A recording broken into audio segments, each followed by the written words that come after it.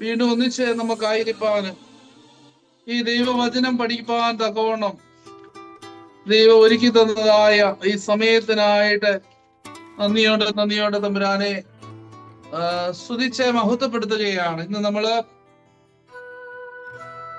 പരിശുദ്ധനായ പൗലോസ് അപ്പോസ്തലൻ കൊരിന്ത്യർക്ക് എഴുതിയ 1-ാം ലേഖനം അതിന്റെ 7-ാം അധ്യായമാണ് നമ്മൾ പഠിക്കാൻ പോകുന്നത്. നമുക്ക് ആദ്യം അതിന്റെ 1 മുതൽ 7 വരെയുള്ളതായ ഭാഗങ്ങളൊന്ന് വായിക്കാം. ഒന്ന് വായിക്കാമോ?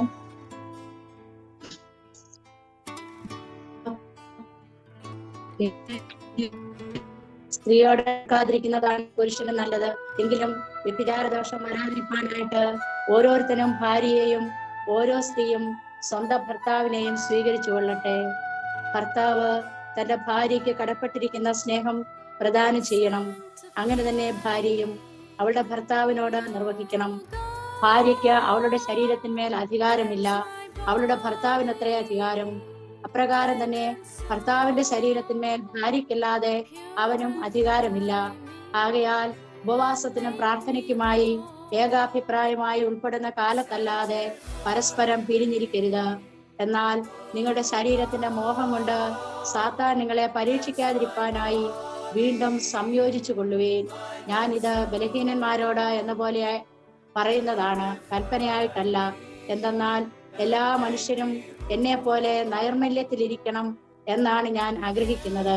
എങ്കിലും ഒരുവന് ഒരു പ്രകാരവും മറ്റൊരുവനോ മറ്റൊരു പ്രകാരവുമാണ് ദൈവത്തിൽ നിന്ന് വരം ലഭിച്ചിട്ടുള്ളത്.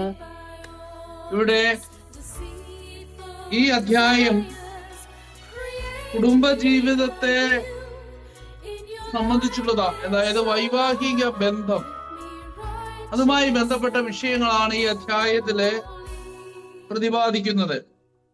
വിവാഹത്തിന്റെ വിവിധ വശങ്ങളായ വിവാഹ ജീവിതം, അവിവാഹിത ജീവിതം, മിശ്ര വിവാഹം തുടങ്ങിയ പല കാര്യങ്ങള് ഈ അധ്യായത്തിലേക്ക് കടന്നു വരുന്നുണ്ട്.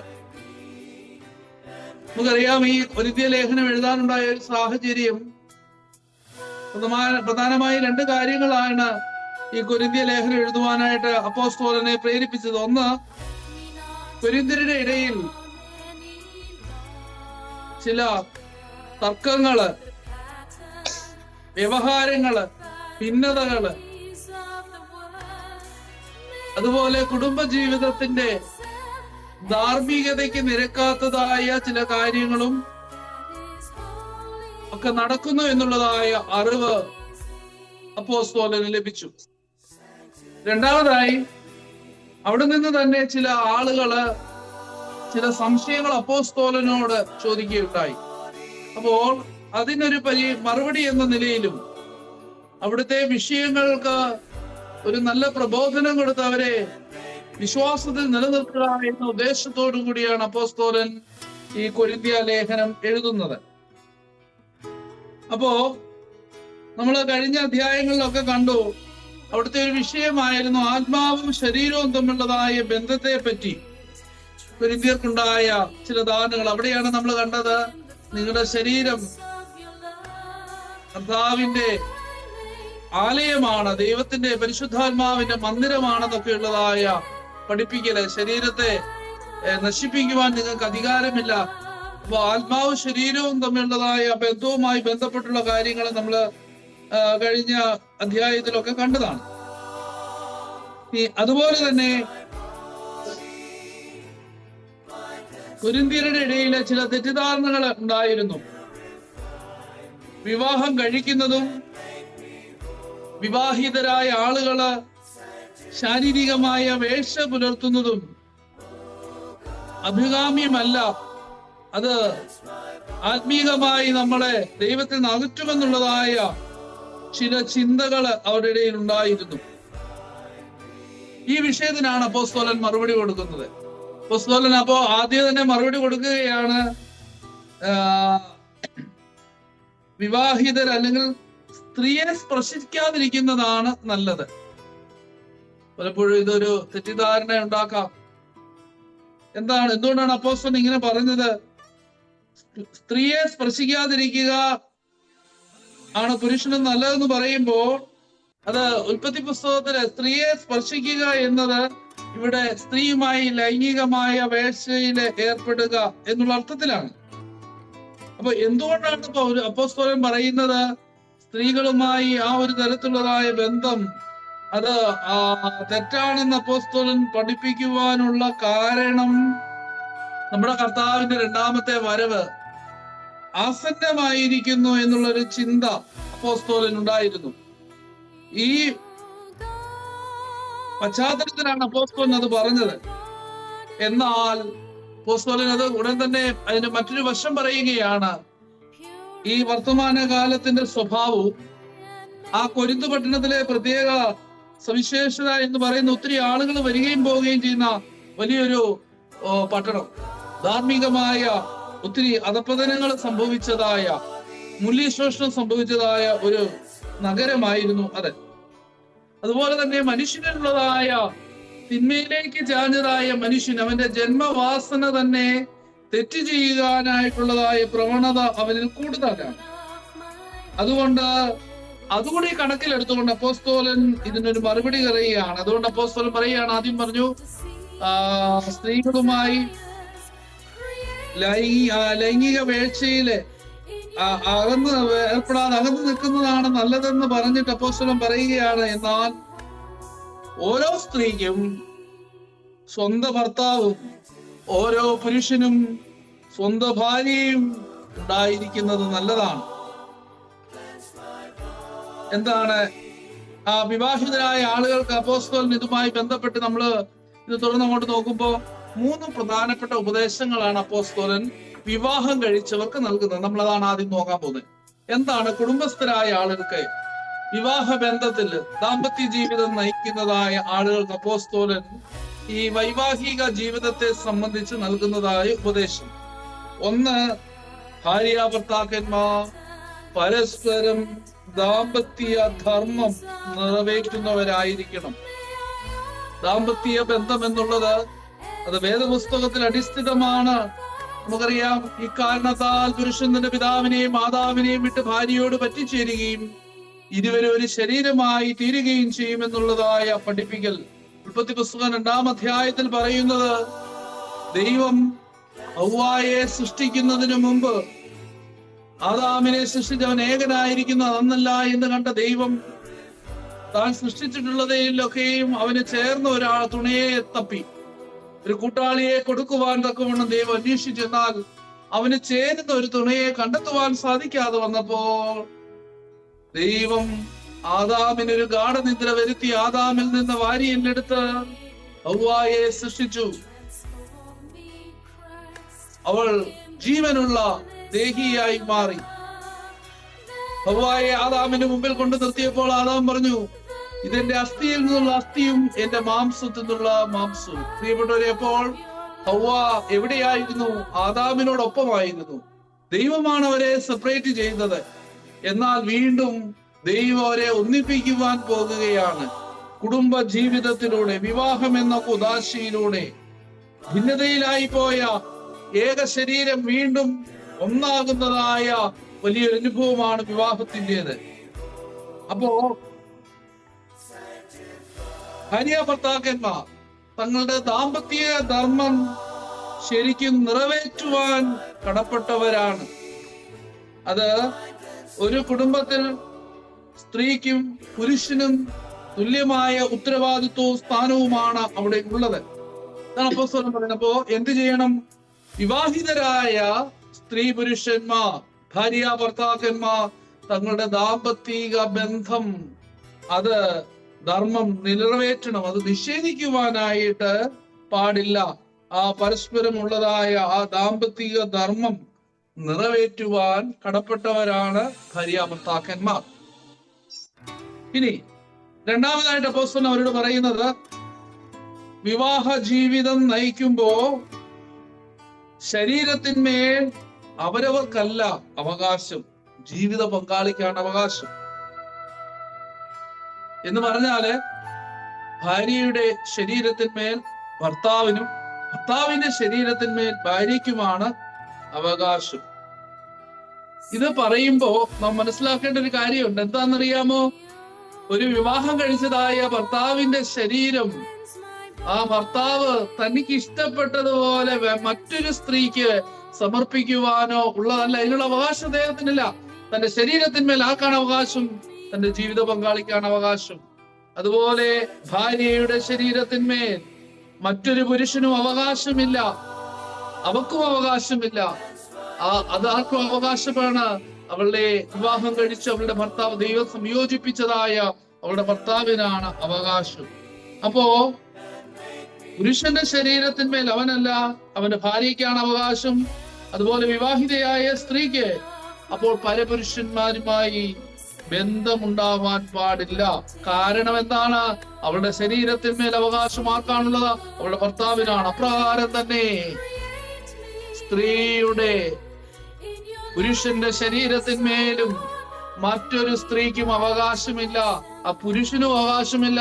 ഇതെന്റെ സ്വന്തം ശരീരമാണ്, ഞാൻ എന്റെ ഇഷ്ടത്തിന് നടക്കും, എന്റെ ഇഷ്ടത്തിന് ഞാൻ ചെലവഴിക്കുമെന്ന് പറയുവാൻ അവകാശമില്ല. മറിച്ച് വിവാഹിതരെ സംബന്ധിച്ചിടത്തോളം പറയുന്നു, പുരുഷ, വിവാഹം കഴിച്ച ഭർത്താവെ, നിന്റെ ശരീരത്തിന്മേൽ നിനക്കല്ല അവകാശം, അത് നിന്റെ സ്ത്രീക്കാണ്, നിന്റെ ഭാര്യയ്ക്കാണ്. അപ്പോ ആ പുരുഷന്റെ, വിവാഹിതനായ ഒരു പുരുഷന്റെ ശരീരത്തിന്മേൽ ആ പുരുഷനും അവകാശമില്ല, മറ്റൊരു സ്ത്രീക്കും പരസ്ത്രീക്കും അവകാശമില്ല. അത് ആർക്ക് അവകാശപ്പെട്ടതാണ്? അവളുടെ ഭാര്യയ്ക്ക്, അവന്റെ ഭാര്യയ്ക്ക് അവകാശപ്പെട്ടതാണ്. അപ്പോ ദൈവം വിവാഹം എന്ന കുദാശയിലൂടെ ഇവരെ ഒരു വലിയ ഉടമ്പടിയിലേക്ക് പ്രവേശിപ്പിച്ചു കഴിഞ്ഞാൽ പിന്നീട് സ്ത്രീയുടെ ശരീരത്തിന്മേൽ അവളുടെ ഭർത്താവിനും, അവളുടെ ഭർത്താവിന്റെ ശരീരത്തിന്മേൽ അവന്റെ ഭാര്യയ്ക്കുമാണ് അവകാശമുള്ളത്. അതുകൊണ്ട് ഇത് മറ്റൊരാൾക്ക് അവകാശപ്പെട്ടതല്ല എന്നുള്ളതായ കാര്യമാണ് അപ്പോസ്തലൻ കുടുംബസ്ഥരോട് പറയുന്നു. അപ്പൊ കുടുംബസ്ഥരോട് ഒന്ന് പറയുന്നു, ആദ്യം പറഞ്ഞു ദാമ്പത്യ ധർമ്മം നിങ്ങൾ പരസ്പരം നിറവേറ്റണം, അതിൽ നിന്ന് ഒഴിഞ്ഞു നിൽക്കുവാൻ നിങ്ങൾക്ക് പാടില്ല.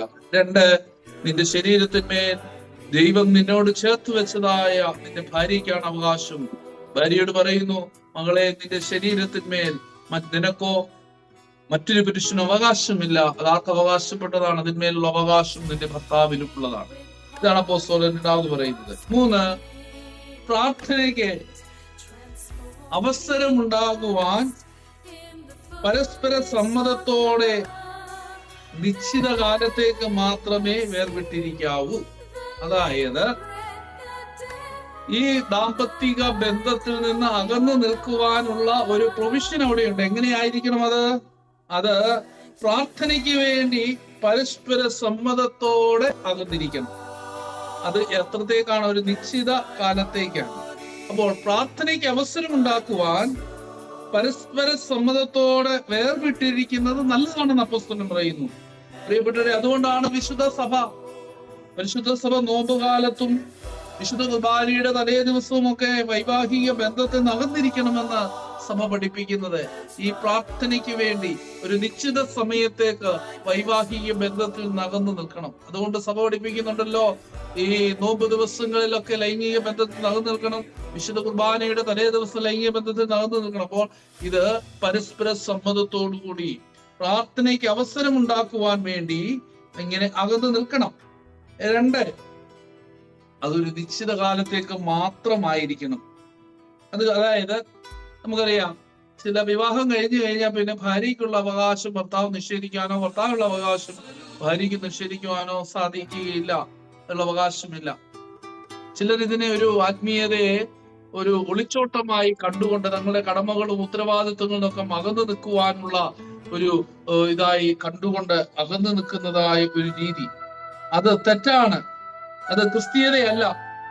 വിവാഹം കഴിച്ചിട്ട് ആ ഭാര്യയ്ക്ക് അവകാശപ്പെട്ടതായ കാര്യങ്ങളോ അല്ലെങ്കിൽ ആ തരത്തിലോ കുടുംബത്തെയൊക്കെ അന്വേഷിക്കാതെ മാത്രം ഇങ്ങനെ ആത്മീയതയുടെ പേരും പറഞ്ഞ് നടന്നാല് അതും തെറ്റാണ്. അതാണ് പൗലോസ് പുസ്തകം പറയുന്നത്, അതൊരു നിശ്ചിത കാലത്തേക്ക് മാത്രമായിരിക്കണം. 3-മതൊരു കാര്യം പറയുകയാണ്, വിവാഹിതർ ഇങ്ങനെ പിരിഞ്ഞിരിക്കുന്നത് പരസ്പര സമ്മതത്തോടെ ആയിരിക്കണം. ആരെങ്കിലും ഒരാളുടെ താല്പര്യത്തിന് ആവരുത്. വിവാഹമാകുന്ന ഉടമ്പടിയിൽ ഏർപ്പെട്ടിരിക്കുന്ന ഒരാൾ സ്വാർത്ഥത മുൻനിർത്തി സ്വന്തം ഇച്ഛയ്ക്കനുസരിച്ച് തന്റെ പങ്കാളിയുടെ മനസ്സ് നോവിപ്പിച്ചുകൊണ്ട് ഉഭയസമ്മതമില്ലാതെ ഇങ്ങനെ ഒഴിഞ്ഞു നിൽക്കരുത്.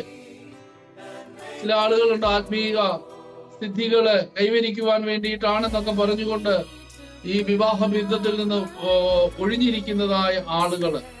അപ്പോ അവിടെയും അപ്പോസ്തലൻ പറയുകയാണ് ശരിയല്ല. പ്രിയപ്പെട്ടവരെ, അപ്പോസ്തലന് വിവാഹിതരായ ആളുകളോട് അദ്ദേഹം ആദ്യം പറയുന്ന വിവാഹിതരായ ആളുകളെയാണ് അഭിസംബോധന ചെയ്യുന്നത്, അവരെയാണ് ഉപദേശിക്കുന്നത്. കൊരിന്ത്യയിലെ ആളുകളോട് അപ്പോസ്തലൻ ആദ്യം പറയുന്നു സ്ത്രീകൾ നകന്നു നിൽക്കുന്നതാണ് നല്ലതെന്നൊക്കെ പറഞ്ഞിട്ട് പറയുന്നു. എന്നാൽ സാഹചര്യങ്ങളും മറ്റുമൊക്കെ പരിഗണിച്ചുകൊണ്ട് ഞാൻ പറയുകയാണ്, ഒരു സ്ത്രീക്ക് ഒരു പുരുഷനും ഒരു പുരുഷന് ഒരു സ്ത്രീയും ഉണ്ടായിരിക്കുന്നതാണ് നല്ലത്. അതായത് കുടുംബ വിവാഹ ജീവിതം നയിക്കുന്നതാണ് നല്ലത്. ഇനി അങ്ങനെ വിവാഹ ജീവിതം നയിക്കുമ്പോ നിങ്ങൾ 3 കാര്യങ്ങൾ ശ്രദ്ധിക്കണം. ഒന്ന്, നിങ്ങളുടെ ദാമ്പത്തിക ധർമ്മം നിർവഹിക്കണം. ആ ദാമ്പത്തിക ധർമ്മം നിർവഹിക്കുന്നതിന്, ആ ബന്ധം നിർവഹിക്കുന്നതിൽ നിങ്ങൾ പരാജയപ്പെടുവാൻ പാടില്ല. കാരണം നിങ്ങൾ ഒന്നായിരുന്നു. ദൈവമാണ് നിങ്ങളെ സെപ്പറേറ്റ് ചെയ്തത്. ഇന്ന് വിവാഹം എന്ന ഉദാശയിലൂടെ നിങ്ങളെ ഒന്നാക്കി തീർത്തതും ദൈവമാണ്. അതുകൊണ്ട് ആ ദാമ്പത്തിക ധർമ്മം നിങ്ങൾ നിറവേറ്റണം. 2, പുരുഷനോട് പറയുന്നു, വിവാഹം കഴിച്ച പുരുഷനോട് പറയുന്നു, നിന്റെ ശരീരത്തിന്മേൽ നിനക്കല്ല അവകാശം, നിന്റെ ശരീരത്തിന്മേൽ വേറൊരു സ്ത്രീക്കുമില്ല അവകാശം, നിന്റെ ശരീരത്തിന്മേലുള്ള അവകാശം നിന്റെ ഭാര്യയ്ക്കാണ്. ഭാര്യയോട് പറയുന്നു, നിന്റെ ശരീരത്തിന്മേൽ നിനക്കല്ല അവകാശം, വേറൊരു പുരുഷനും നിന്റെ ശരീരത്തിന്മേൽ അവകാശമില്ല, നിന്റെ ശരീരത്തിന്മേലുള്ള അവകാശം നിന്റെ ഭർത്താവിനാണ്. അതുകൊണ്ട് വിവാഹ ജീവിതം നയിക്കുന്നവരുടെ ശരീരത്തിന്മേൽ അവർക്കല്ല, ജീവിത പങ്കാളിക്കാണ് അവകാശം എന്ന കാര്യം അപ്പോസ്തലൻ പഠിപ്പിക്കുന്നു. 3-ാമതായിട്ട് അപ്പോസ്തലൻ പഠിപ്പിച്ചത് പ്രാർത്ഥനയ്ക്ക് അവസരം ഉണ്ടാക്കുവാൻ വേണ്ടി ഒരു നിശ്ചിത കാലത്തേക്ക് വേർപിരിഞ്ഞിരിക്കുന്നത് നല്ലതാണ്. എന്നാൽ അത് നിശ്ചിത അതായത് 3 കാര്യങ്ങളാണ് അവിടെ ഓർമ്മപ്പെടുത്തുന്നത്. അത് നോമ്പ് കാലത്തും അതുപോലെ കുരിശുദ്ധ കുർബാനയ്ക്കും ഒക്കെ ഉള്ളതായ അവസരങ്ങളിൽ, തലേ ദിവസങ്ങളിലൊക്കെ ഇങ്ങനെയുള്ളതായ പരസ്പര സമ്മതത്തോടുകൂടി ഈ വിവാഹ ബന്ധത്തിൽ നകന്നു നിൽക്കണം. 2, അതൊരു നിശ്ചിത കാലത്തേക്കായിരിക്കണം. 3, അത് പരസ്പര സമ്മതത്തോടുകൂടി ആയിരിക്കണം. ഇതാണ് അപ്പോസ്തലൻ അവിടെ പറയുവാനുള്ളത്. എന്നിട്ട് അപ്പോസ്തലൻ പറയുന്നൊരു കാര്യമുണ്ട്, എന്നാൽ എല്ലാവരും എന്നെ പോലെ ആയിരിക്കണം എന്ന് അപ്പോസ്തലൻ ആഗ്രഹിക്കുന്നു എന്ന് പറഞ്ഞാല്, ഇവിടെ നിന്ന് പ്രധാനമായും നമുക്ക് മനസ്സിലാക്കാൻ പറ്റുന്ന, അപ്പോസ്തലൻ ഒരു വിവാഹ ജീവിതം നയിച്ച വ്യക്തി ആയിരുന്നില്ല. പൗലോസ് അപ്പോസ്തലൻ ഒരു ബ്രഹ്മചാരിയായിരുന്നു എന്നുള്ളതാണ് ഇവിടെ മനസ്സിലാക്കുവാനായിട്ട് നമുക്ക് സാധിക്കുന്നത്. അപ്പോ അപ്പോസ്തലൻ പറയും, എന്നെ പോലെ വിവാഹം കഴിക്കാതിരിക്കുന്നതും നല്ലതാണ് എന്നുള്ളതായ ഒരു ചിന്ത, അല്ലെങ്കിൽ എന്നെ പോലെ ഈ വിവാഹം കഴിക്കാതിരിക്കുവാനായിട്ട് സാധിക്കുമെങ്കിൽ അതും നല്ലതാണ് എന്നുള്ളതായ ഒരു ഉപദേശം അവിടെ അപ്പോസ്തലൻ കൊടുക്കുകയാണ്. ഇതിൽ നിന്ന് അപ്പോസ്തലൻ വിവാഹിതനായിരുന്നില്ല എന്ന് നമുക്ക് കാണുവാനായിട്ട് സാധിക്കും. എന്നാല് എല്ലാവരും എന്നെ പോലെ ആയിരിക്കണം എന്ന് അപ്പോസ്തലൻ ആഗ്രഹിക്കുന്നു. ഇനി അടുത്തത് വായിക്കാം. 8 മുതൽ 11 വരെയുള്ളതായ തിരുവചന ഭാഗങ്ങൾ. ഭാര്യമാരില്ലാത്തവരോടും ഞാൻ പറയുന്നു, അവർ എന്നെ പോലെ ഇരിക്കുന്നതാണ് അവർക്ക് നല്ലത്. സഹനത്തോടെ ഇരിപ്പാൻ സാധ്യമല്ലെങ്കിൽ അവർ വിവാഹിതരാകട്ടെ. മോഹത്താൽ എരിയുന്നതിനേക്കാൾ വിവാഹം കഴിക്കുകയാകുന്നു നല്ലത്. ഭാര്യമാരുള്ളവരോട് ഞാനല്ല, എന്റെ കർത്താവ് തന്നെ കൽപ്പിക്കുന്നു, ഭാര്യ ഭർത്താവിൽ നിന്ന് വേർപിരിയരുത്. അവൾ പിരിയുന്നെങ്കിൽ അന്യപുരുഷനെ കൂടാതെ അവൾ പാർക്കുകയോ സ്വഭർത്താവിനോട് യോജിക്കുകയോ ചെയ്യണം. ഉപേക്ഷിക്കേമരുത്. അപ്പോ അപ്പോസ്തലൻ ഇവിടെ പറയുന്നതായ ഒരു പ്രധാനപ്പെട്ട കാര്യം, അപ്പോസ്തലൻ പറഞ്ഞു എന്നെ പോലെ വിവാഹം കഴിക്കാതിരിക്കുന്നതാണ് നല്ലതെന്ന് പറഞ്ഞ അപ്പോസ്തലൻ പറയുകയാണ്. പക്ഷെങ്കിൽ അപ്പോ ഒരു വിഷയമുണ്ട്, എന്നെ പോലെ നിങ്ങൾ വിവാഹം കഴിക്കാതെ ഇരിക്കുന്നുവെങ്കിൽ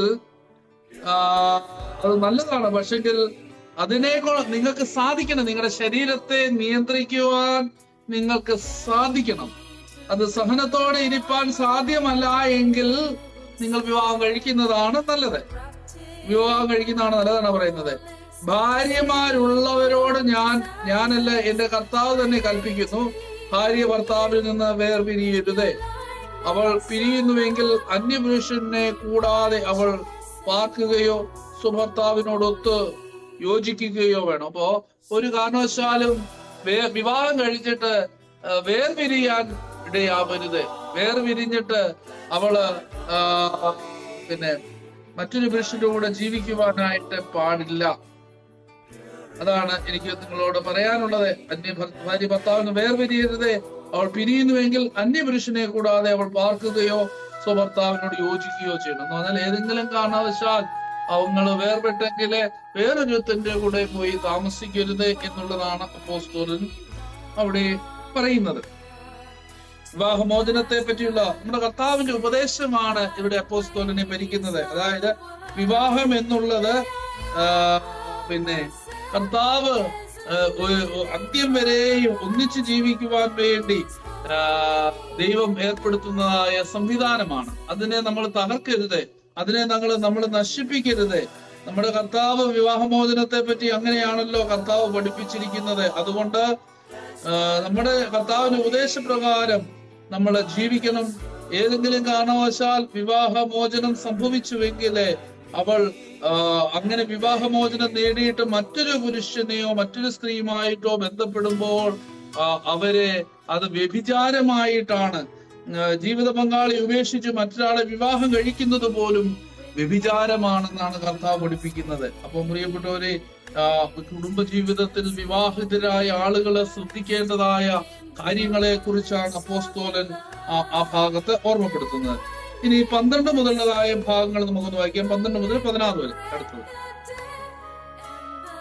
ശേഷമുള്ളവരോട് കർത്താവല്ല ഞാൻ തന്നെ പറയുന്നത്, ഒരു സഹോദരന് അവിശ്വാസിനിയായ ഭാര്യ ഉണ്ടായിരിക്കുകയും അവൾ അവനോടുകൂടെ ജീവിക്കുവാൻ ആഗ്രഹിക്കുകയും ചെയ്യുന്നുവെങ്കിൽ അവൻ അവളെ ഉപേക്ഷിക്കരുത്.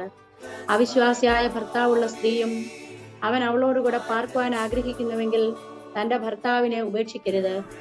എന്തെന്നാൽ വിശ്വാസം സ്വീകരിച്ചിട്ടില്ലാത്ത ഭർത്താവ് വിശ്വാസിനിയായ ഭാര്യ മൂലം ശുദ്ധീകൃതനായിരിക്കുന്നു.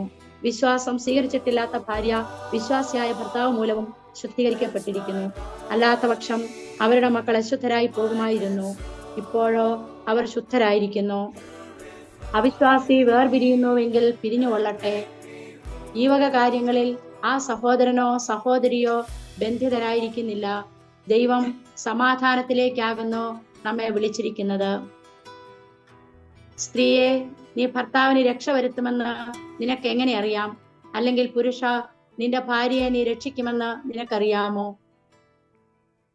ഇവിടെ കാണുവാനായിട്ട് സാധിക്കും മിശ്ര വിവാഹത്തെ കുറിച്ചും ജീവിത വിശുദ്ധിയെ കുറിച്ചുമാണ് അപ്പോസ്തലൻ പറയുന്നത്. അതായത് മിശ്ര വിവാഹം എന്ന് പറയുന്നത് ആ കാലഘട്ടത്തിൽ കൊരിന്തു സഭയിലെ ഒത്തിരി മിശ്ര വിവാഹം നടക്കുന്നുണ്ടായിരുന്നു. എന്ന് പറഞ്ഞാല് ജീവിത പങ്കാളിയിൽ ഒരാൾ മാത്രം, ചിലപ്പോൾ ഭാര്യയായിരിക്കാം, ചിലപ്പോൾ ഭർത്താവായിരിക്കാം, ഒരാൾ മാത്രം വിശ്വാസിയും മറ്റേയാള് അവിശ്വാസി, അതായത് മറ്റൊരു മതത്തിൽ വിശ്വസിക്കുന്ന ആളും. അപ്പോൾ ഒരാളെ യേശുക്രിസ്തുവിനെ കർത്താവും രക്ഷകനുമായി സ്വീകരിച്ച ആളും ഈ ഭാര്യ ഭർത്താക്കന്മാരിൽ മറ്റൊരാള് ജീവിത പങ്കാളി മറ്റു മതങ്ങളിൽ വിശ്വസിക്കുന്നതായ ആളുകളും, ഇതിനെയാണ് ഇവിടെ മിശ്ര വിവാഹം എന്ന് പറയുന്നത്. അപ്പം ഇങ്ങനെയുള്ളതായ അങ്ങനെ ജീവിക്കുന്നതായ ആളുകള് ഒത്തിരി കൊരിന്തിലുണ്ടായിരുന്നു. അപ്പോ പൗലോസ് അപ്പോസ്തലൻ ഇവിടെ ഒരു വ്യക്തിപരമായ ഉപദേശമാണ് താൻ നൽകുന്നതെന്ന് പറഞ്ഞുകൊണ്ടാണ് പറയുന്നത്.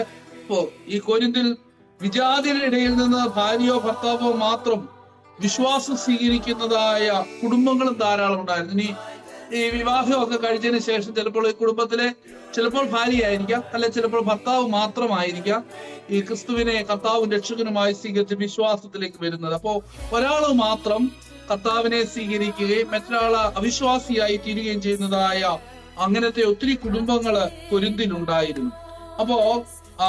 അപ്പോ അവരെ ചിലർ തങ്ങളുടെ കുടുംബാംഗങ്ങൾ അവിശ്വാസികളായിരിക്കുന്നതിനാൽ അവരോടുകൂടി ജീവിക്കുന്നത് അശുദ്ധിക്ക് കാരണമാകും. അതിലും ഭേദം വിവാഹമോചനമാണെന്ന് ചിന്തിച്ചു. നമ്മൾ മനസ്സിലാക്കണം ആ സാഹചര്യം. അപ്പോ അവരിങ്ങനെ വിവാഹം കഴിച്ച് ഒരു പക്ഷെങ്കിലും വിവാഹം കഴിച്ച് അപ്പൊ അവരിൽ ഒരാൾ അവിശ്വാസിയും ഒരാൾ വിശ്വാസിയും.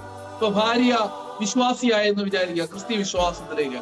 അപ്പോ ഈ ക്രിസ്തീയ കർത്താവിന്റെ കൽപ്പനകളും ഒക്കെ കേട്ട് അനുസരിച്ച് മനസ്സിലാക്കി ജീവിച്ചു വന്നപ്പോഴാണ് അവർക്കൊരു ചിന്ത വരുന്നത്, ദൈവമേ, ഈ ഭർത്താവ് അവിശ്വാസിയാണ്, ഈ അവിശ്വാസിയായ ഭർത്താവിനോടുകൂടെ ഞാൻ ജീവിച്ചാൽ എനിക്ക്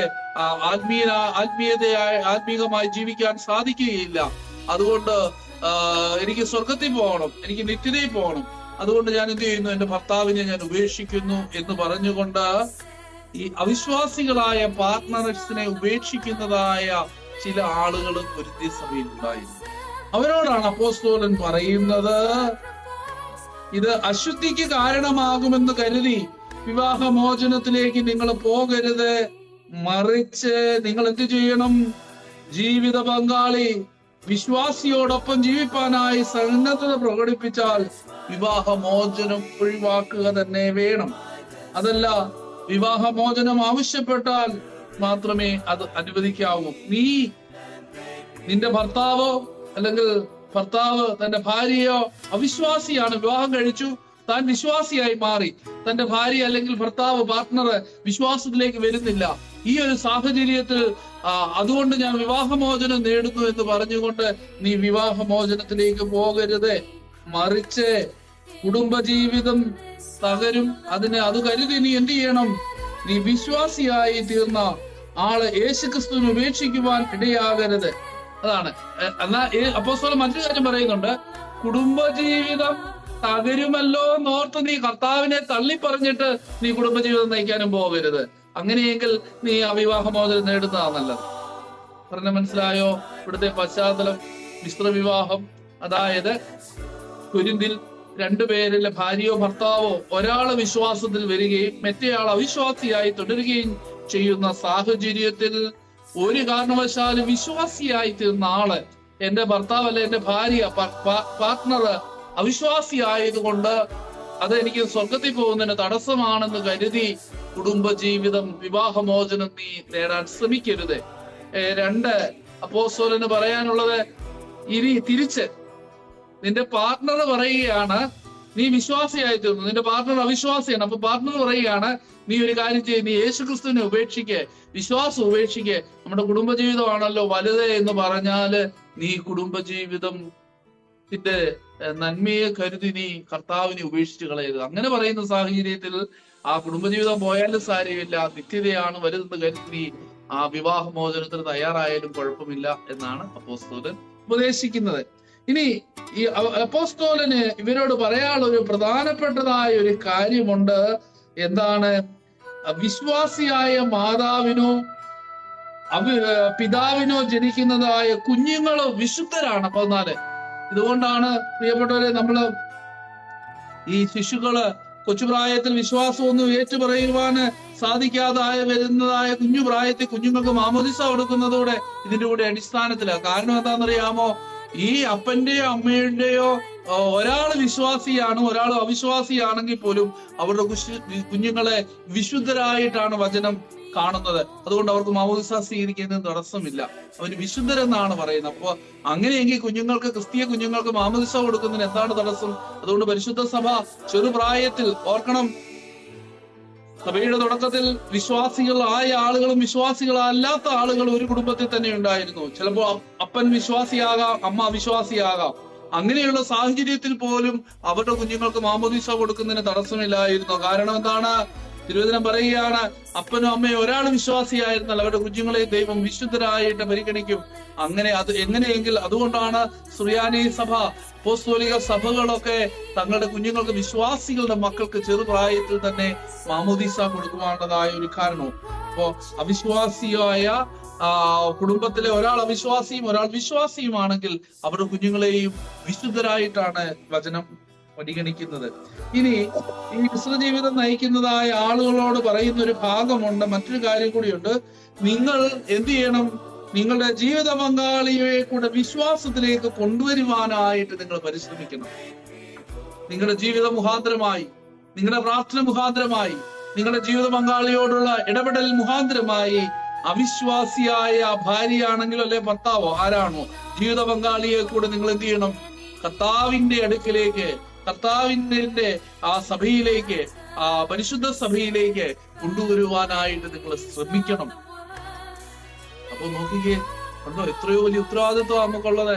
ആ ഭർത്താവിനെ, അവിശ്വാസിയായ ഭർത്താവിനെ അല്ലെ ഭാര്യയെ പോലും വിശ്വാസത്തിലേക്ക് കൊണ്ടുവരുവാനായിട്ട് ഈ വിശ്വാസികളായ ആളുകൾ ശ്രമിക്കണമെന്നാണ് പറയുന്നത്. അപ്പൊ പ്രിയപ്പെട്ട നമ്മൾ നോക്കിക്കേ, നമ്മുടെയൊക്കെ ഇന്നത്തെ പ്രവർത്തന മുഖാന്തരമായിട്ട് നമ്മൾ ആരെയും ഇങ്ങോട്ട് കൊണ്ടുവരുന്നുമില്ല, നമ്മൾ ഉള്ള വിശ്വാസം കൂടി നശിപ്പിക്കുകയാ ചെയ്യുന്നത് എന്നുള്ളത് ഏറെ വേദനാജനകമായ ഒന്നാണ്. കർത്താവിലേക്ക് കൂട്ടിക്കൊണ്ടുവരുവാൻ നമുക്ക് ആരെയും സാധിക്കുന്നില്ല. പക്ഷെങ്കിൽ എന്നിട്ട് എന്താ സംഭവിക്കുന്നത്? നമ്മുടെയൊക്കെ പ്രവർത്തന മുഖാന്തരമായി ആളുകളുടെ ഉള്ള വിശ്വാസം കൂടി നഷ്ടപ്പെടുന്ന ഒരു രീതിയിലേക്ക് പോകുന്നു. ഇത് വളരെ വേദനാജനകമാണ്. ഞാൻ ഇപ്പോൾ ഇതോട് ചേർത്ത് പറഞ്ഞല്ലോ. അപ്പോ അപ്പോസ്തലൻ പറയുകയാണ്, നിങ്ങളുടെ പ്രവർത്തന മുഖാന്തരമായി നിങ്ങളുടെ അവിശ്വാസിയായ പങ്കാളിയെ കൂടെ വിശ്വാസത്തിലേക്ക് കൊണ്ടുവരുവാനായി നിങ്ങൾ പരിശ്രമിക്കണമെന്ന് അപ്പോസ്തലൻ ഇവിടെ ഓർമ്മപ്പെടുത്തുകയാണ്. ഇനി അടുത്ത് നമുക്ക് 17 മുതലുള്ളതായ വാക്യങ്ങളാണ്. 17 മുതൽ 24 വരെയുള്ളതായ വാക്യങ്ങൾ നമുക്കൊന്ന് വായിക്കാം. എന്നാൽ ഓരോരുത്തനും കർത്താവ് വിഭജിച്ചു കൊടുത്തിരിക്കുന്നത് പോലെ ഓരോരുത്തനും ദൈവം അവനെ വിളിച്ചിരിക്കുന്നത് പോലെ ജീവിക്കട്ടെ. എല്ലാ സഭകളോടും ഞാൻ ഇങ്ങനെയാണ് കൽപ്പിക്കുന്നത്, ഒരുവൻ പരിച്ഛേദന ചെയ്യപ്പെട്ടിരിക്കെ വിളിക്കപ്പെട്ടു എങ്കിൽ അവൻ അഗ്രധർമ്മത്തിലേക്ക് പിന്തിരിയരുത്. അഗ്രധർമ്മി ആയിരിക്കെ വിളിക്കപ്പെട്ടുവെങ്കിൽ അവൻ ശേലാകർമ്മം സ്വീകരിക്കുകയും അരുത്. എന്തെന്നാൽ പരിച്ഛേദന ഒന്നുമല്ല, അഗ്രചർമ്മവും ഒന്നുമല്ല, പിന്നെയോ ദൈവത്തിന്റെ കൽപ്പനകളുടെ ആചരണം അത്രേ പ്രധാനം. ഓരോരുത്തരും വിളിക്കപ്പെട്ട വിളിയിൽ തന്നെ നിലനിൽക്കട്ടെ. നീ ദാസനായിരിക്കുകയാണ് വിളിക്കപ്പെട്ടതെങ്കിൽ വിചാരപ്പെടേണ്ട, നിനക്ക് സ്വതന്ത്രനാകുവാൻ കഴിയുമെങ്കിലും ശുശ്രൂഷാനുഷ്ഠാനം തന്നെ തെരഞ്ഞെടുത്തുകൊള്ളുക. ദാസനായി കർത്താവിൽ വിളിക്കപ്പെട്ടവൻ ദൈവത്തിന്റെ സ്വതന്ത്രനാകുന്നു. അങ്ങനെ തന്നെ സ്വതന്ത്രനായി വിളിക്കപ്പെട്ടവൻ മശിഹായുടെ ദാസനുമാകുന്നു. നിങ്ങൾ വിലയ്ക്ക് വാങ്ങപ്പെട്ടവരാകുന്നു, നിങ്ങൾ മനുഷ്യരുടെ അടിമകളാകരുത്. എന്റെ സഹോദരന്മാരെ, ഓരോരുവൻ വിളിക്കപ്പെട്ട സ്ഥിതിയിൽ ദൈവസന്നിധിയിൽ വസിക്കണം.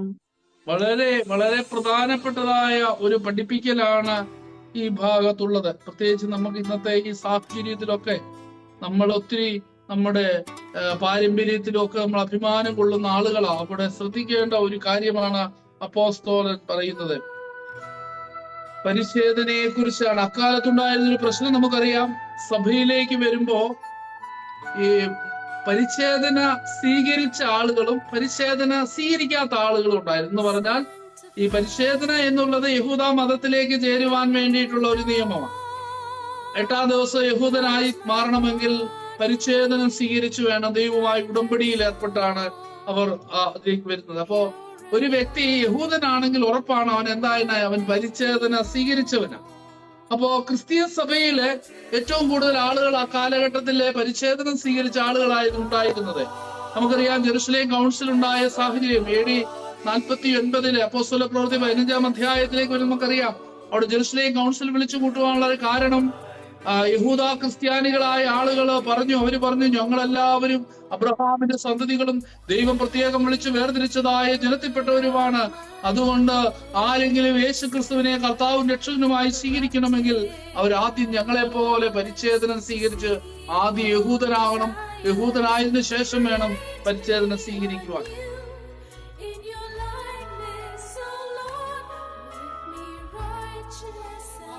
യഹൂദനാകേണ്ട ആവശ്യമില്ല.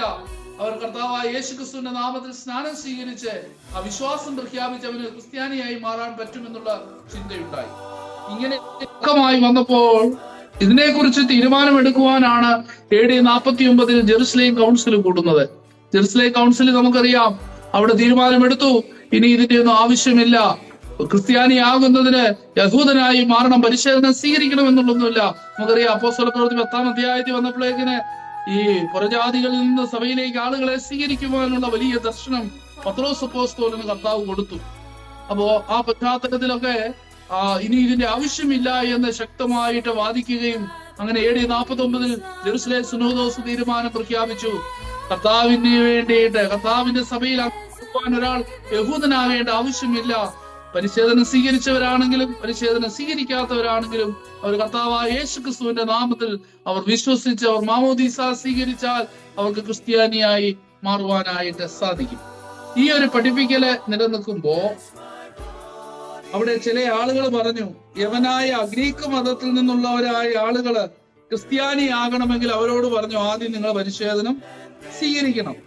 എന്ന യഹൂദ ക്രിസ്ത്യാനികളായ ആളുകള് വാദം ഉന്നയിച്ചു.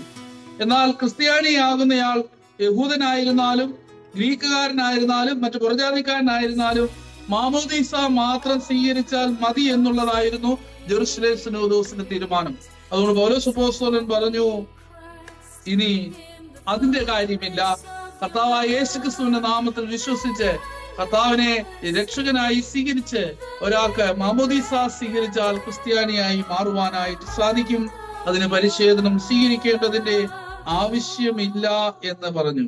അപ്പോൾ പരിച്ഛേദന സ്വീകരിച്ചവനായാലും പരിച്ഛേദന സ്വീകരിക്കാത്തവനായാലും ദൈവകൽപ്പനകൾ അനുസരിക്കുന്നുണ്ടോ എന്നുള്ളതാണ് ഏറ്റവും പ്രധാനം. ഇതാണ് അപ്പോസ്തലൻ പറയുന്നത്. അപ്പൊ ദൈവം ഒരുവനെ വിളിക്കുമ്പോൾ അവന്റെ കുടുംബമോ അവന്റെ കുലമോ അവന്റെ സാമ്പത്തിക ഭദ്രതയോ ഒന്നും ദൈവം നോക്കുന്നില്ല പ്രിയപ്പെട്ടവരെ. അതുകൊണ്ട് സഭയുടെ അംഗമായി തീർന്നു കഴിഞ്ഞാൽ ഒരു വ്യക്തി ഞങ്ങളുടെ പഴയ കാലത്ത് ഞങ്ങൾ വലിയ ബ്രാഹ്മണന്മാരായിരുന്നു, ഞങ്ങൾ വലിയ യഹൂദനായിരുന്നു എന്നൊന്നും പറഞ്ഞ് അഭിമാനിക്കുന്നതിനകത്തില്ല. പ്രിയപ്പെട്ടവരെ, ജാതി വ്യവസ്ഥയിൽ ഏറ്റവും താഴെ തട്ടിൽ കിടക്കുന്ന ഒരുവനും ഏറ്റവും ഉയർന്ന തട്ടിലുള്ളവനും എല്ലാ മാമോദീസ സ്വീകരിച്ചു കഴിയുമ്പോൾ എല്ലാവരും ഒരുപോലെ ക്രിസ്തുവിന്റെ മക്കളാണ് എന്നുള്ളതായ സത്യം അതാണ്. അപ്പോ ഈ നിങ്ങളുടെ പഴയ മാമൂലുകളുടെ പ്രതി, പഴയ പാരമ്പര്യത്തെ പ്രതി നിങ്ങളൊന്നും ഒത്തിരി അഭിമാനിക്കേണ്ടതായ ആവശ്യമില്ല. അങ്ങനെ ചെയ്യുന്നത് തെറ്റാണ്. മറിച്ച് കർത്താവിന്റെ കൽപ്പന അനുസരിച്ച് ഒരു യഥാർത്ഥ ക്രിസ്ത്യാനിയായി ജീവിക്കുന്നുണ്ടോ എന്നുള്ളതാണ് കർത്താവ് നോക്കുന്നത്. അപ്പോ പരിച്ഛേദന സ്വീകരിച്ചവനാണോ, വലിയ സാമ്പത്തികമുള്ള കുടുംബത്തിൽ ജനിച്ചവനായിരുന്നോ, ഇതൊന്നും തമ്പുരാൻ നോക്കുകയില്ല. തമ്പുരാൻ നോക്കുന്നത് എന്താണ്? നീ കർത്താവിന്റെ കൽപ്പനകൾ അനുസരിച്ചാണോ ഇന്ന് ജീവിക്കുന്നത്? അതാണ് ഏറ്റവും പ്രധാനം. എന്റെ വല്യപ്പന് വലിയ ആനയുണ്ടായിരുന്നു, എന്റെ വല്യപ്പനൊപ്പം വലിയ പ്രമുഖനായിരുന്നു എന്നൊന്നും പറഞ്ഞിട്ട് യാതൊരു കാര്യവുമില്ല പ്രിയപ്പെട്ടവരെ. കർത്താവ് നോക്കുന്നത് ഹൃദയം അറിയുന്നവനായ ദൈവം. ബാഹ്യമായ മറ്റൊന്നിനെ കുറിച്ചും തമ്പുരാൻ നോക്കുകയില്ല. ഹൃദയങ്ങൾ അറിയുന്ന ദൈവം. അതുകൊണ്ട് പ്രിയപ്പെട്ടവരെ, ഇന്ന് നമ്മുടെയൊക്കെ ഒരു വലിയ കുഴപ്പം ഇതാ. നമ്മളൊക്കെ വലിയ ഈ പഴയ പൂർവിക പാരമ്പര്യത്തിൽ വലിയ അഭിമാനം കൊണ്ട് നടക്കുക. പക്ഷെ ഈ പാരമ്പര്യങ്ങളൊന്നും നിന്നെ നിത്യജീവനിലേക്ക് വഴി നടത്തുകയില്ല. ഈ പാരമ്പര്യങ്ങൾ പറഞ്ഞുകൊണ്ടിരുന്നത് കൊണ്ട് നിനക്ക് സ്വർഗരാജ്യത്തിൽ പോകാൻ പറ്റത്തില്ല. നമ്മുടെ വലിയ എൻഡോഗമിയൊക്കെ പറഞ്ഞുകൊണ്ട് നടക്കുന്നു, പക്ഷെ ഇതുകൊണ്ടൊന്നും സ്വർഗരാജ്യത്തിൽ പോകാൻ പറ്റത്തില്ല. എൻഡോഗമിയൊക്കെ നല്ലതാണ്, പക്ഷെങ്കിൽ അതിനേക്കാളൊക്കെ ഏറ്റവും പ്രധാനം എന്താണ്?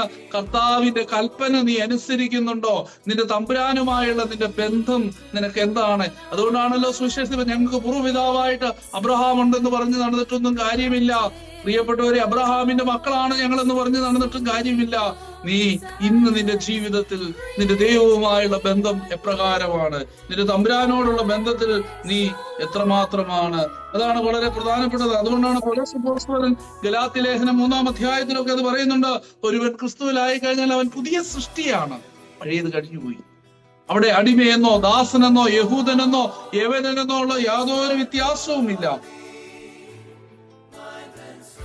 അടിമയും ഉടമയും എല്ലാവരും ആരൊക്കെ കർത്താവിന്റെ വചനം അനുസരിച്ച് ജീവിക്കുന്നുണ്ടോ അതാണ് തമ്പുരാൻ നോക്കുന്നത്.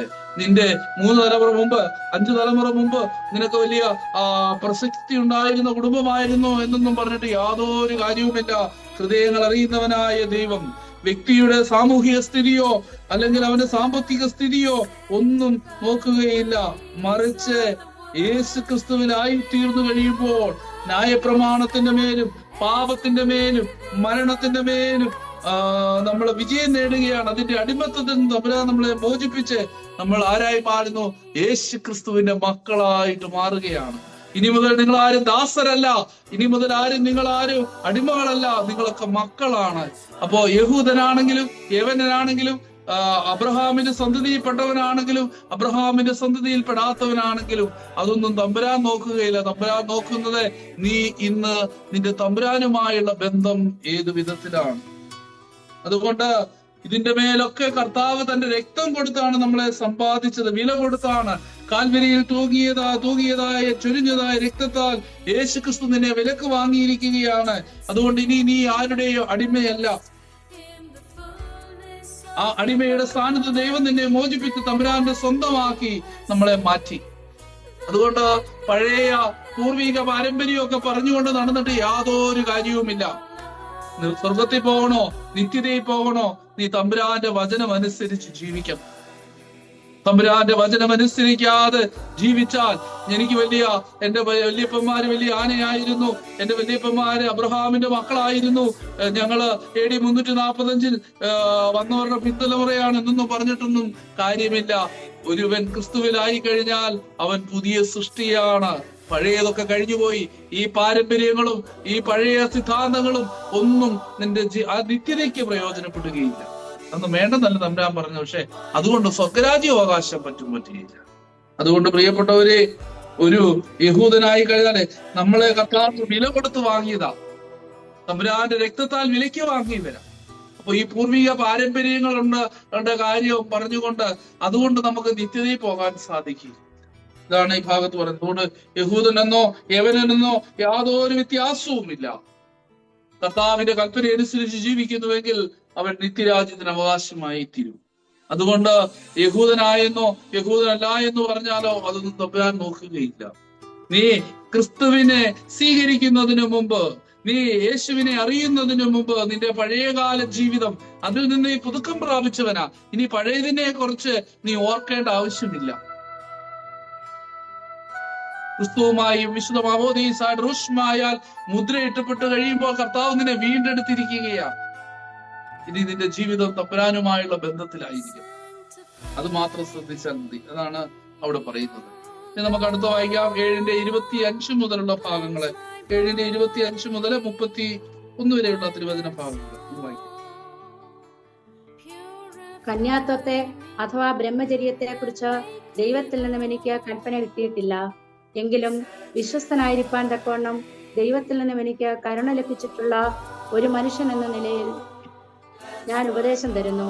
തൽക്കാല അത്യാവശ്യങ്ങൾ പരിഗണിച്ച് ഇത് നല്ലതാണെന്ന് ഞാൻ വിചാരിക്കുന്നു. അത് മനുഷ്യന് നല്ലതാകുന്നു. നീ ഭാര്യയോട് ബന്ധിക്കപ്പെട്ടിരിക്കുന്നുവോ? എന്നാൽ വേർപാട് ആഗ്രഹിക്കരുത്. നീ ഭാര്യയിൽ നിന്നും വിമുക്തനാണോ? ഭാര്യ അന്വേഷിക്കരുത്.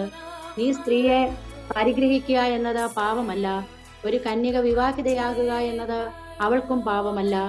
എങ്കിലും ഇപ്രകാരമുള്ളവർക്ക് ശരീരപ്രകാരം ക്ലേശമുണ്ടാകാം. എനിക്ക് നിങ്ങളെപ്പറ്റി കരുണ തോന്നുന്നു. എന്റെ സഹോദരന്മാരെ, കാലം പരിമിതമാണ്. ഭാര്യയുള്ളവർ ഇല്ലാത്തവരെ പോലെയും, വിലപിക്കുന്നവർ വിലപിക്കാത്തവരെ പോലെയും, സന്തോഷിക്കുന്നവർ സന്തോഷിക്കാത്തവരെ പോലെയും, വിലയ്ക്ക് വാങ്ങുന്നവർ കൈവശപ്പെടുത്താത്തവരെ പോലെയും ഇരിക്കണം എന്ന് ഞാൻ പറയുന്നു. ഈ ലോകത്തിൽ ഇടപെടുന്നവർ പെരുമാറ്റത്തിന്റെ നിയമത്തിന് അപ്പുറം പോകരുത്. എന്തെന്നാൽ ഈ ലോകത്തിന്റെ രൂപം കടന്നു പോകും. അപ്പോ അപ്പോസ്തലൻ ഇവിടെ മറ്റൊരു കാര്യം പറയുന്നത്, ഇവിടെ ഈ കന്യകമാരെ കുറിച്ച് പറഞ്ഞു തുടങ്ങുന്നുവെങ്കിലും ശരിക്കും ഈ ഭാഗത്ത് അത് വരുന്നില്ല. അവിവാഹിതരായ ആളുകളും വിധവകളെയും കുറിച്ചും ഒക്കെ അദ്ദേഹം ചില ഉപദേശങ്ങൾ കൊടുക്കുകയാണ്. ആ ഉപദേശങ്ങൾ തുടരുകയാണ്.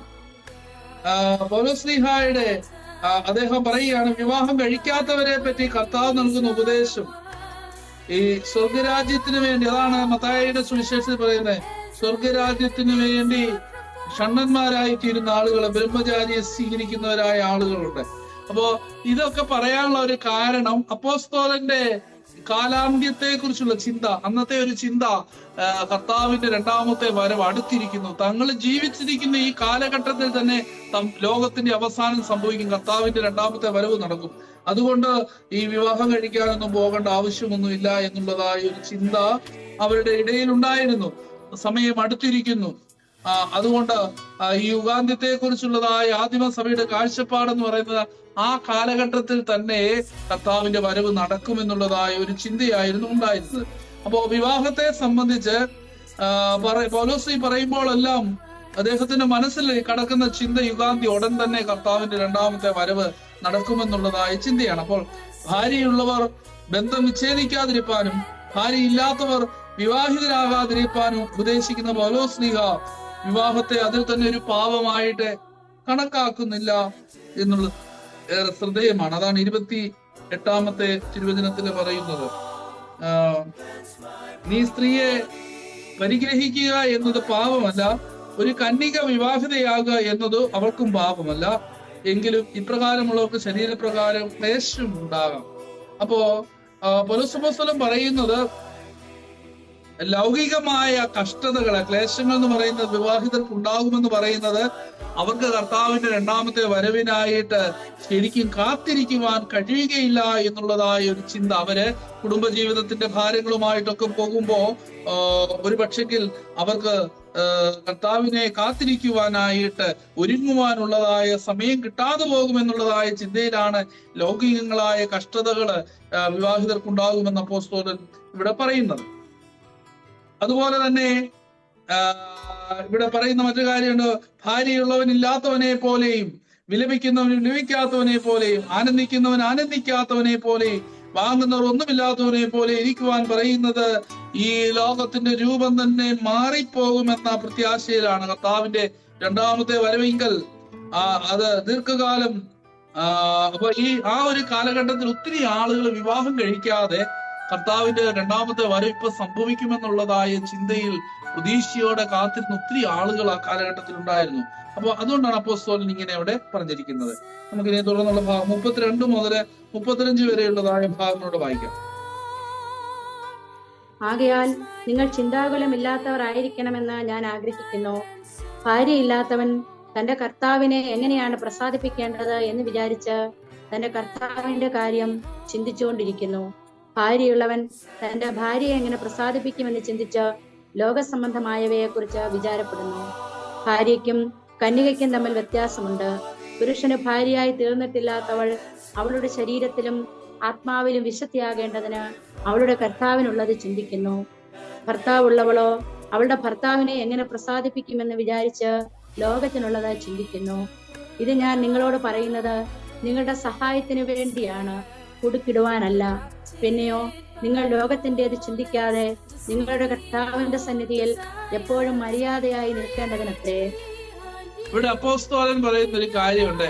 വിവാഹം കഴിക്കുന്നതിനെയും വിവാഹം കഴിക്കാതിരിക്കുന്നതിനെയും തമ്മിൽ ഒരു താരതമ്യം കൂടിയാണ് ഇവിടെ നടത്തുക.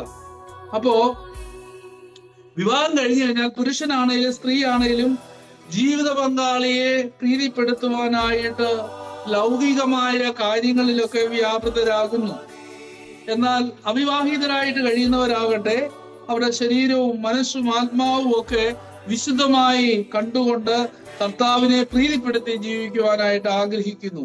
അപ്പോ വിവാഹിതർ എങ്ങനെ പരസ്പരം ദാമ്പത്തിക ധർമ്മം നിറവേറ്റണം എന്നുള്ളത് അപ്പോസ്തലൻ ആദ്യ ഭാഗത്ത് പറഞ്ഞിട്ടുള്ളതാണ്. എന്നാൽ അതുപോലെ കർത്താവിൽ നിന്ന് അകലുവാനായി ഇടയാകരുത്. ഇതാണ് പ്രധാനപ്പെട്ട പഠിപ്പിക്കല്.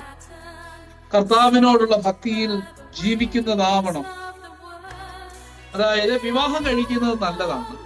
രണ്ടിന്റെ പ്രിയപ്പെട്ടവരെ, സത്യത്തിൽ ഇതിനെ നമുക്ക് പൊതുവായിട്ട് കണ്ടാൽ വിവാഹം കഴിക്കുന്നതും വിവാഹം കഴിക്കാതിരിക്കുന്നതും രണ്ടിനും അഡ്വാൻറ്റേജ് ഉണ്ട്. നമുക്കറിയാം, കത്തോലിക്ക സഭ ആദിമ സഭയിലൊക്കെ എല്ലാവരും വിവാഹം കഴിക്കുന്നവരായിരുന്നു, പുരോഹിതന്മാരുൾപ്പെടെ. കത്തോലിക്ക സഭയൊക്കെ 8-ാം നൂറ്റാണ്ട് മുതലാ അവരുടെ അച്ഛന്മാർ വിവാഹം കഴിക്കരുതെന്ന് പറഞ്ഞ് പഠിപ്പിച്ചത്. അപ്പോ എന്തുകൊണ്ടാണ്? ഇതിന് രണ്ടിനും ഗുണവും ഉണ്ട് ദോഷവും ഉണ്ട്. വിവാഹം കഴിക്കാതിരുന്നാൽ സഭ വളരും. എങ്ങനെ വളരുന്നത്? അവർക്ക് കുടുംബമില്ല, അവരൊത്തിരി പൈസയുടെ പുറകെ പോകേണ്ട ആവശ്യമില്ല, അവർക്ക് ഇഷ്ടം പോലെ സമയം കിട്ടും. നമുക്കറിയാം, വിവാഹം കഴിച്ചിട്ടുള്ള ആളുകള് എന്ത് ചെയ്യും? അവരുടെ കുടുംബത്തെ പുലർത്തണം, കുഞ്ഞുങ്ങളെ വളർത്തണം, കുഞ്ഞുങ്ങൾക്ക് വേണ്ടിയിട്ട് സമ്പാദിക്കണം, അല്ലെ അവരെ പഠിപ്പിക്കാൻ വേണ്ടിയിട്ടൊക്കെ പണം കണ്ടെത്തണം. അപ്പൊ അങ്ങനെയുള്ളതായ കാര്യങ്ങൾക്ക്, കുടുംബത്തിന്റെ കാര്യങ്ങൾക്ക് വേണ്ടി ഒത്തിരി സമയം ചെലവഴിക്കേണ്ടതായിട്ട് വരും. അപ്പൊ വിവാഹം കഴിക്കാതിരുന്നാലോ ആ സമയം കൂടെ സഭയുടെ വളർച്ചയ്ക്ക് വേണ്ടി പ്രയോജനപ്പെടുത്തുവാനായിട്ട് ഉപകരിക്കും. അതുകൊണ്ട് കത്തോലിക്ക സഭ ഒരു രീതിയിൽ പറഞ്ഞാൽ അങ്ങനെ വളർന്നു. അവർക്ക് ഒത്തിരി സിസ്റ്റേഴ്സ്, ഒത്തിരി അച്ഛന്മാർ വിവാഹം കഴിക്കാത്തവർ, അവർക്ക് കുടുംബം ഇല്ലാത്തത് കൊണ്ട് അവരുടെ ജീവിതം തന്നെ സഭയ്ക്ക് വേണ്ടി സമർപ്പിച്ച് അവര് അതിനുവേണ്ടി വ്യാപൃതരായി കഴിയുമ്പോൾ അവരുടെ സമയവും അവരുടെ സമ്പത്തും ഒക്കെ, അവരുടെ അധ്വാനവും ഒക്കെ സഭയ്ക്ക് വേണ്ടിയിട്ടാണ്. അപ്പൊ അതിനൊരു വലിയ അഡ്വാൻറ്റേജ്. സഭ വളരും. കുടുംബത്തിന് വേണ്ടിയിട്ട് ഓടേണ്ട ആവശ്യമില്ല. കൂടുതൽ സമയവും പ്രാർത്ഥനയും ഒക്കെ ആയിട്ട് പോകാനുള്ള സമയം കിട്ടും. അതാണ് അതിന്റെ അഡ്വാൻറ്റേജ്. ഇനി അതിന്റെ ഡിസഡ്വാൻറ്റേജ് ഉണ്ട്. എന്താണെന്നറിയാമോ? പലപ്പോഴും ഈ ലോകത്തിലാണ് ജീവിക്കുന്നത്. അതുകൊണ്ട് ലോകത്തിന്റെ ചിന്തകളിലേക്ക് വ്യാപൃതരായി തെറ്റുകൾ ചെയ്ത്, വ്യഭിചാരം ചെയ്ത്, അങ്ങനെയുള്ളതായ പാപങ്ങളിലേക്ക് പോകുവാനുള്ള സാധ്യതയുണ്ട്. അപ്പോ രണ്ടിനും മെറിറ്റും ഉണ്ട്, ഡീമെറിറ്റും ഉണ്ട്. അതുകൊണ്ട് അപ്പോസ്തലൻ പറയുന്നു, വിവാഹം കഴിച്ചു കഴിഞ്ഞാൽ സ്വാഭാവികമായിട്ട് അപ്പോസ്തലൻ പറഞ്ഞു അവര് ദാമ്പത്തിക ധർമ്മം നിറവേറ്റണം. അപ്പോ സഭയ്ക്ക് വേണ്ടി പ്രവർത്തിക്കാനോ അല്ലെങ്കിൽ കർത്താവിന് വേണ്ടി പ്രവർത്തിക്കാനോ ഒക്കെ അവർക്ക് സമയം കുറവാണ്. എന്നാൽ വിവാഹം കഴിച്ചു കഴിയുമ്പോ നീ ഇതിനെ ബാലൻസ് ചെയ്ത് കൊണ്ടുപോകാൻ നിനക്ക് സാധിക്കണം. ഇതാണ് ഇവിടുത്തെ പ്രധാന വിഷയം. വിവാഹം കഴിച്ചവര്, ഒരു സ്ത്രീ ആണെങ്കിൽ അവളുടെ ഭർത്താവിനെ എങ്ങനെ തൃപ്തിപ്പെടുത്താം എന്നുകൊണ്ട് മാത്രമല്ല, ഭർത്താവിനെ തൃപ്തിപ്പെടുത്തണം, പക്ഷെങ്കിൽ അതോടൊപ്പം തന്നെ എന്ത് ചെയ്യണം? തമ്പുരാനെയും തൃപ്തിപ്പെടുത്തണം.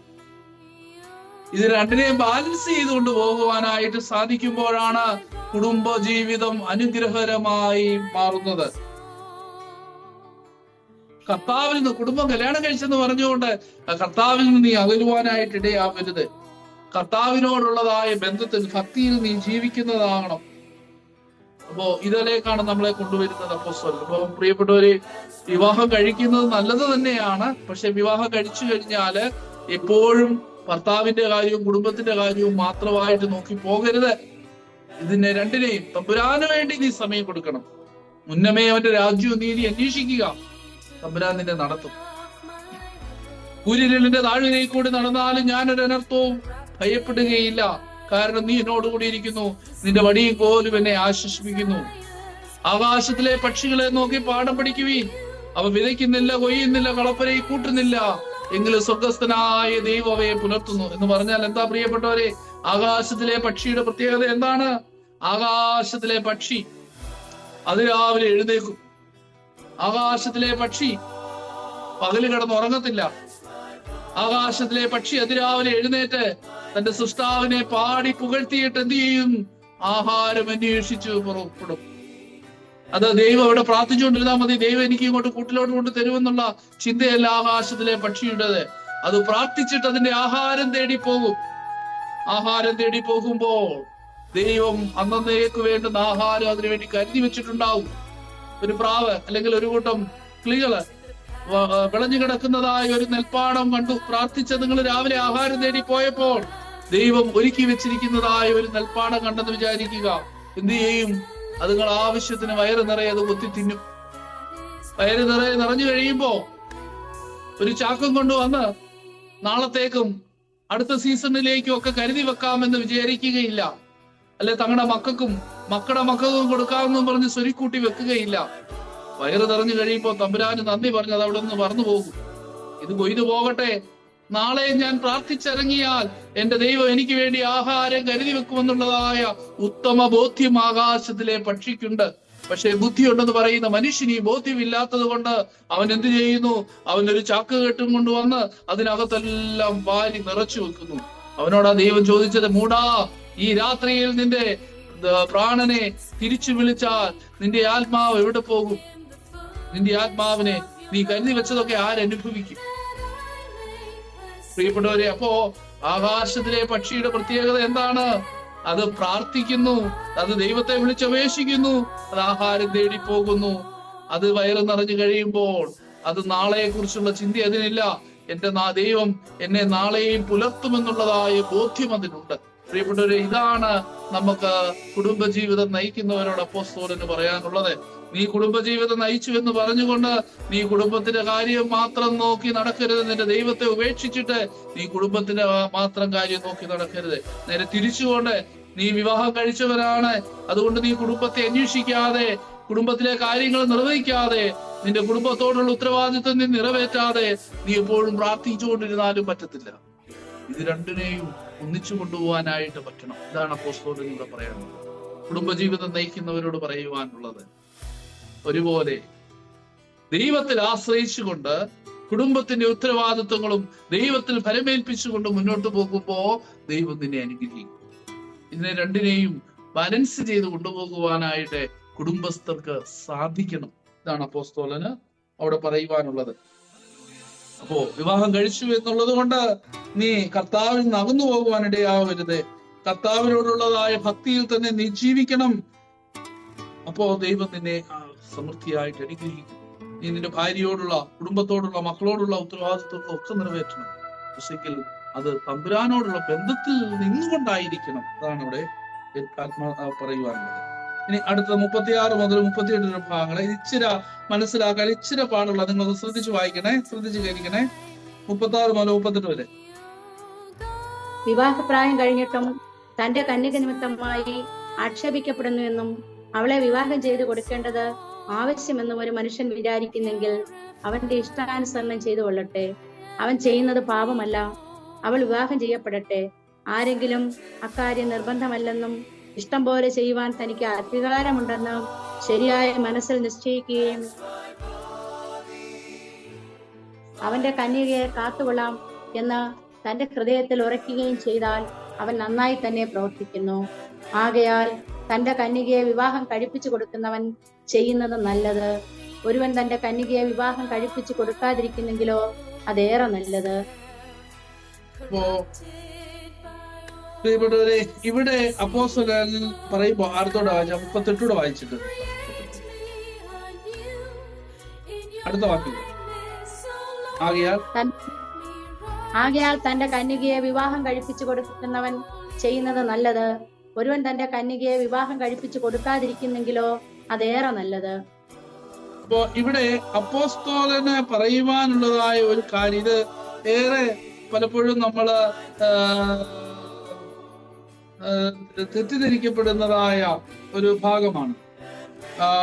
അതായത് ഈ 36-ലും 38-ലും ഒക്കെ പറയുന്നതായ കാര്യം, ഒരുത്തൻ തന്റെ കന്യകയ്ക്കുള്ളതായ പ്രായം കടന്നു കഴിഞ്ഞാൽ എന്ന് പറഞ്ഞുകൊണ്ട് 36-ാം വാക്യത്തിൽ പറയുന്നു.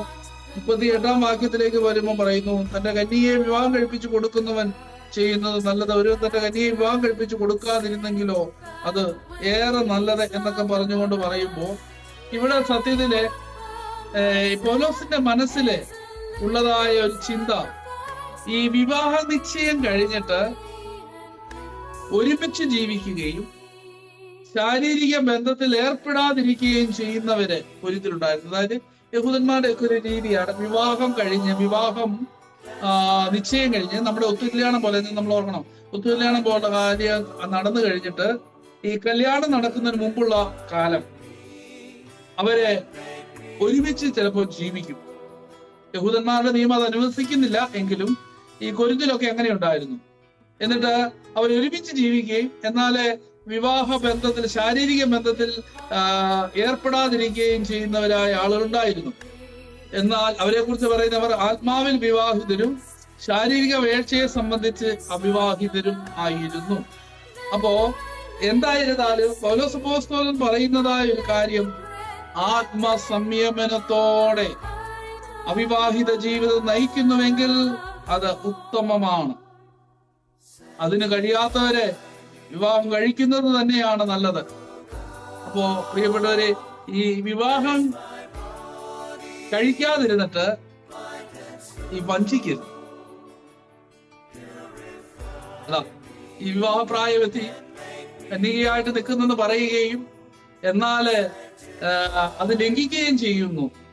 അങ്ങനെ ചെയ്യരുത്. അതിനേക്കാൾ ഭേദം വിവാഹം കഴിക്കുക തന്നെയാണ് നല്ലത് എന്നുള്ളതായ ഒരു ഇതാണ് പറയുന്നത്. അപ്പൊ കന്യകമാരെ സംബന്ധിച്ചുള്ളതായ ഒരു അപ്പോസ്തലന് പറയാനുള്ളതായ ഒരു കാര്യം അതാണ്. അപ്പോ വിവാഹപ്രായം കഴിഞ്ഞിട്ടും തന്റെ കന്യക നിമിത്തമായി ആക്ഷേപിക്കപ്പെടുന്നു എന്നും അവളെ വിവാഹം ചെയ്തു കൊടുക്കേണ്ടത് ആവശ്യമെന്നും ഒരു മനുഷ്യൻ വിചാരിക്കുന്നുവെങ്കിൽ അവന്റെ ഇഷ്ടാനുസരണം അത് ചെയ്തു കൊള്ളട്ടെ. അവൻ ചെയ്യുന്നത് പാപമല്ല, അവൾ വിവാഹം ചെയ്യപ്പെടട്ടെ. എങ്കിലും അക്കാര്യം നിർബന്ധമല്ലെന്നും ഇഷ്ടം പോലെ ചെയ്യുവാൻ എനിക്ക് അധികാരമുണ്ടെന്നും ശരിയായി മനസ്സിൽ നിശ്ചയിക്കുകയും അവന്റെ കന്യകയെ കാത്തുകൊള്ളാം എന്ന് തന്റെ ഹൃദയത്തിൽ ഉറയ്ക്കുകയും ചെയ്താൽ അവൻ നന്നായി തന്നെ പ്രവർത്തിക്കുന്നു. ആകയാൽ തന്റെ കന്യകയെ വിവാഹം കഴിപ്പിച്ചു കൊടുക്കുന്നവൻ ചെയ്യുന്നത് നല്ലത്.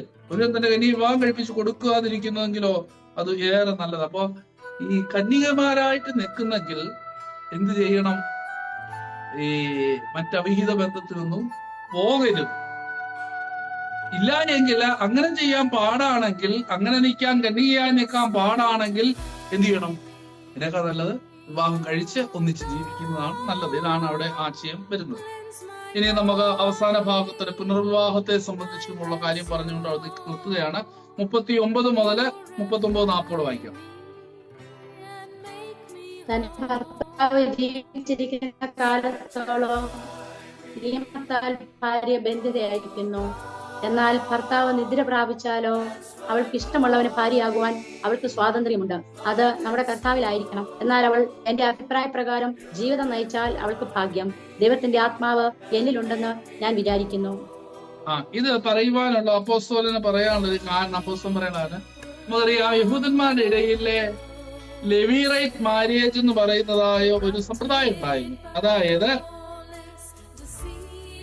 ഒരു സ്ത്രീ വിവാഹം കഴിച്ചിട്ട് അവൾക്ക് കുഞ്ഞുങ്ങൾ ഉണ്ടാകുന്നതിന് മുമ്പ് അവളുടെ ഭർത്താവ് മരിച്ചുപോയാൽ ഭർത്താവിന്റെ അടുത്ത ബന്ധു അവളെ വിവാഹം കഴിക്കണം. ഭർത്താവിന്റെ അനുജനോ സ്വന്തം അനുജനില്ലെങ്കിൽ അടുത്ത കസിൻ ബ്രദർ, വിവാഹം കഴിക്കാനുള്ള കസിൻ ബ്രദറോ അവളെ വിവാഹം കഴിക്കണം.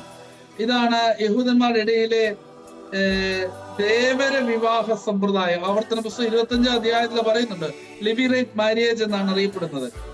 എന്നാല് അത് അത്ര നല്ലതല്ല എന്നുള്ളതാണ് പൗലോസിന്റെ പക്ഷം.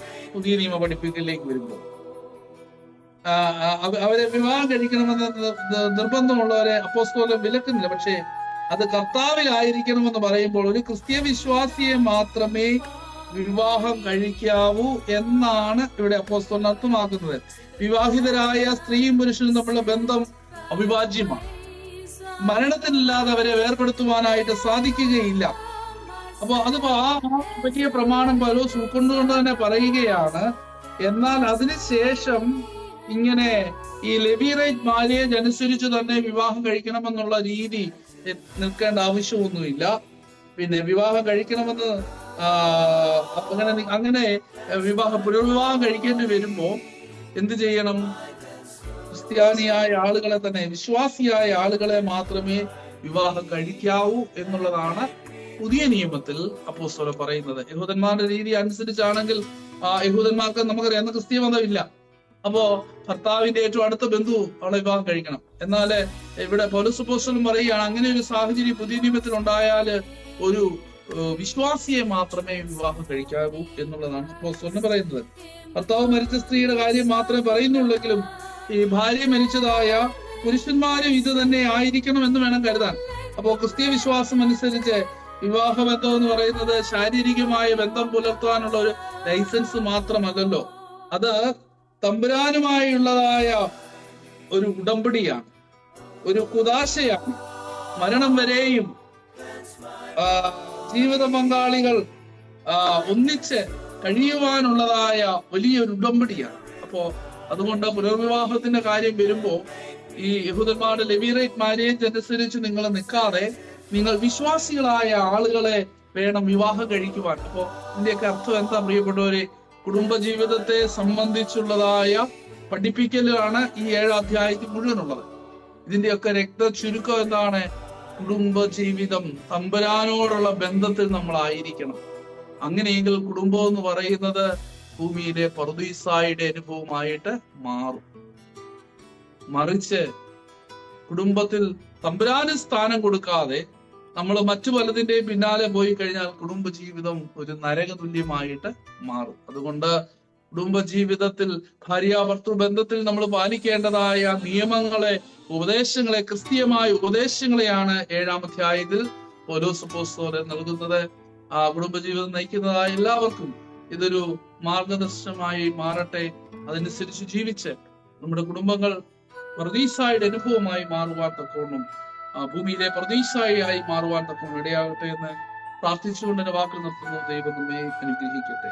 ബർഗ്മോർ പിതാവാം ദൈവത്തിന്റെ സ്നേഹവും ഏകജാതനായ പുത്രന്റെ കൃപയെ ആശ്വസിക്കുന്ന പരിപൂർണ്ണമാകുന്ന പരിശുദ്ധ റൂഹായുടെ സംബന്ധ സഹവാസവും ദൈവമായ കർത്താവേ ഞങ്ങൾ എല്ലാവരുടെ മേലും ഇന്നും എന്നാളും എപ്പോഴും ഉണ്ടായിരിക്കുമാറാകട്ടെ. ആമീൻ.